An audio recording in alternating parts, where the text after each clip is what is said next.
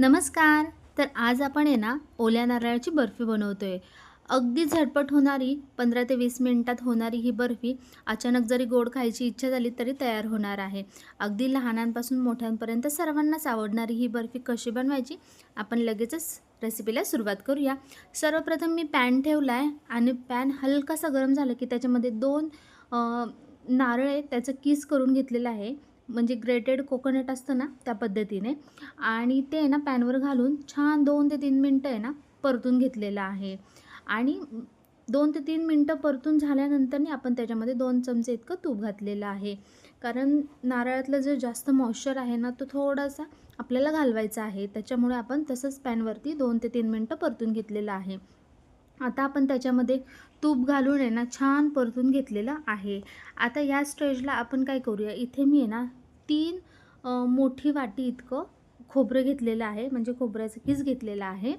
तर 3 वाटी घेतले तर तिथे मी दीड वाटीला थोडीशी कमी साखर असेल तेवढी मी इथे घातलेली आहे.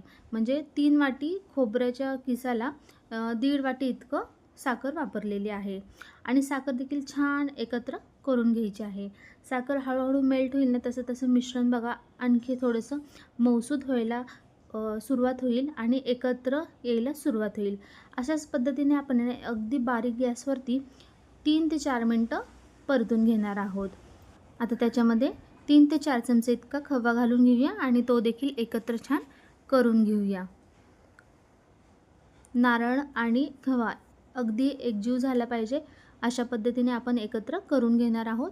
लक्षात असू द्या, गॅसची फ्लेम जी आहे ती एकदम स्लो ठेवायची आहे, मंद ठेवायची आहे आणि त्याच गॅसवरती आपल्याला ही प्रोसेस जी आहे ती करून घ्यायची आहे. अजिबात नारळ खाली चिकटला नाही पाहिजे, नाहीतर त्याची टेस्ट थोडीशी वेगळी होईल. या स्टेजला तुम्ही पाहू शकता अगदी छान असं जसं बर्फीचं सारण असतं तसंच झालेलं आहे. आणि आता आपण लगेचच काढून घेऊया. त्याच्या अगोदर गॅस बंद करून त्याच्यामध्ये 1 चमचा इतकं तूप घालूया आणि ते देखील परत एकदा व्यवस्थित एकत्र करून घेऊया. आणि एका ताटामध्ये आता हे सगळं मिश्रण जे आहे ते आपण काढून घेऊया. अशा पद्धतीने उलटण्याच्या सहाय्याने किंवा वाटीच्या सहाय्याने आपण हे सगळं मिश्रण जे आहे ते ताटामध्ये प्लेटमध्ये काढून घेणार आहोत आणि छान सेट करणार आहोत. हे अगदी 5 ते 10 मिनटं थंड व्हायला ठेवायचं आहे. आणि इथे तुम्ही काही ड्रायफ्रूट्स, काजू, बदाम, पिस्ता किंवा तुम्हाला मनुके वगैरे लावायचे असतील ते देखील तुम्ही इथे ठेवू शकता. मी इथे गुलाबाच्या ड्राय पाकळ्या ज्या आहेत त्या लावून घेते. अतिशय छान लागतात आणि प्लेनच खोबऱ्याची बर्फी खूप छान लागते ओल्या नारळाची. तर तुम्ही नक्की करून पहा. अशा पद्धतीने आहे ना आपण थोडंसं पाकळ्या जे आहेत ते सगळीकडे टाकून घेणार आहोत आणि परत एकदा उलटण्याच्या सहाय्याने थोडंसं प्रेस करून घ्यायचं, जेणेकरून आहे ना ते थोडेशा सेट होतील. अगदी 10 ते 12 मिनटं वरती ठेवायचं आहे आणि फ्रीजमध्ये 1 तास आपण हे सेट होण्यासाठी ठेवणार आहोत. 1 तासानंतर हे मी लगेच दाखवते, पण 1 तासानंतरनी बर्फी तुम्हाला पाहिजे त्या आकाराची सेट होईल. चला तर मग तुम्ही पण नक्की करून